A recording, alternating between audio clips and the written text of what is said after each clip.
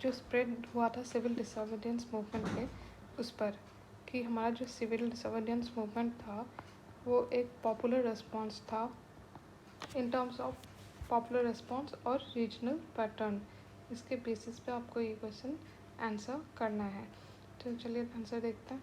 तो देखिए यहाँ पे पहले तो बताया गया है कि क्या क्या मेंशन करना है। तो आपको चौकीदारी टैक्स के बारे में, फिर किलापन श्री राजा गोपालचारी के रोल के बारे में, और साथ में फिर कैसे all form tax define forest law, मतलब कि हमारे कंट्री के अलग अलग पार्ट में अलग अलग तरह से CDM चला। तो आपको वो मेंशन करना पड़ेगा जो अलग अलग रीजन में कौन कौन से लीडर्स थे और किस किस तरह के फॉर्म्स लिया, जैसे चौकीदारी टैक्स, फिर बालासार boycotting, all form of tax. तो ये आपको मेंशन करना पड़ेगा। साथ में आपको बताना पड़ेगा कि जैसे नए नए फॉर्म्स ऑफ बॉयकॉट्स इस समय देखे गए, जैसे फॉर्मेशन ऑफ वॉलंटियरिंग कॉर्प्स, फिर children involving children and women, फिर secret message in rural areas for demand of swaraj through underground channel. तो देखिए फिर अगर आंसर में देखें तो स्टार्टिंग में इंट्रोडक्शन में आप लिखोगे कि ये जो गांधी ने अल्टीमेटम दिया था वाइसरॉय लॉर्ड इरविन को ऑन 31 जनवरी 1930, जब उन्होंने कहा था कि हम सिविल डिसोबीडियंस मूवमेंट लेंगे अगर गवर्नमेंट ने हमारी बात नहीं मानी। तो उसकी इसी के कंटिन्यूटी में उन्होंने फिर सॉल्ट सत्याग्रह किया और हमने गांधी जी ने डांडी मार्च चालू किया। तो स्प्रेड देखें अगर सिविल डिसोबीडियंस मूवमेंट का in terms of popular response, तो पहला तो लॉ सॉल्ट लॉ ब्रेक किया डांडी में। दूसरा कि अलग अलग सेक्शन जैसे कि student plus women plus tribal involve थे।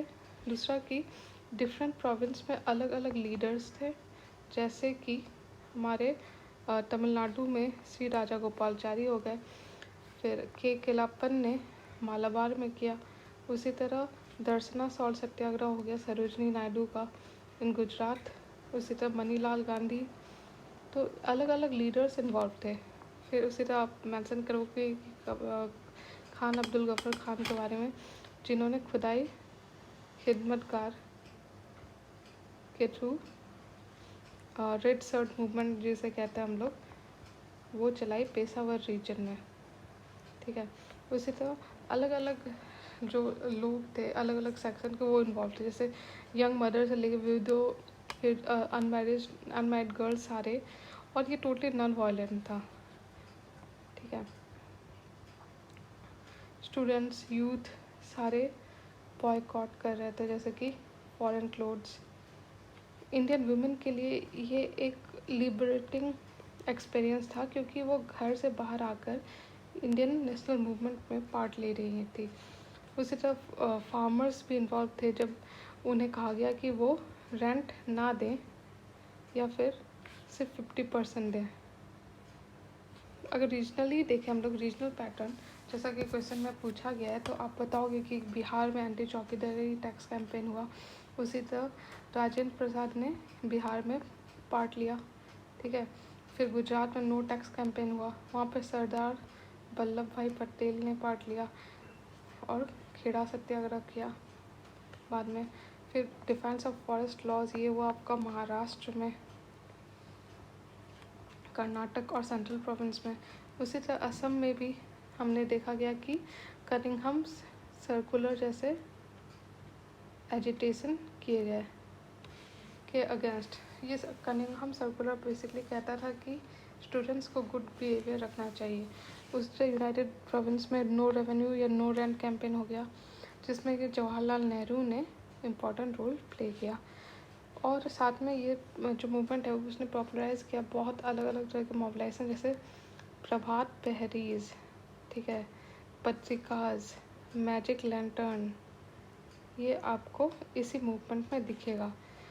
फिर आप मेंशन करोगे रानी गैडिनलियू का, जो कि नागालैंड से है और जिन्होंने बैनर उठाया, रिवॉल्ट किया अगेंस्ट फॉरेन रूल। फिर चित्तगोंग में अगर रिवॉल्यूशनरी देखें तो आप मेंशन करोगे चित्तगोंग के सूर्य सेन, ठीक है, जिन्होंने प्रोविजनल गवर्नमेंट बनाया, डिक्लेयर किया। उसी तरह बलिया में चिट्टू पांडे और सटारा महाराष्ट्र में हम लोगों ने प्रोविजनल गवर्नमेंट देखा। ठीक है, तो इस तरह से हमने देखा कि सिविल डिसोबीडियंस मूवमेंट जो है वो बहुत ज़्यादा क्रिटिकली इम्पॉर्टेंट स्टेज था of anti imperialist struggle. It created distrust towards British government और साथ में फाउंडेशन रखा हमारे फ्रीडम स्ट्रगल का। Thank you.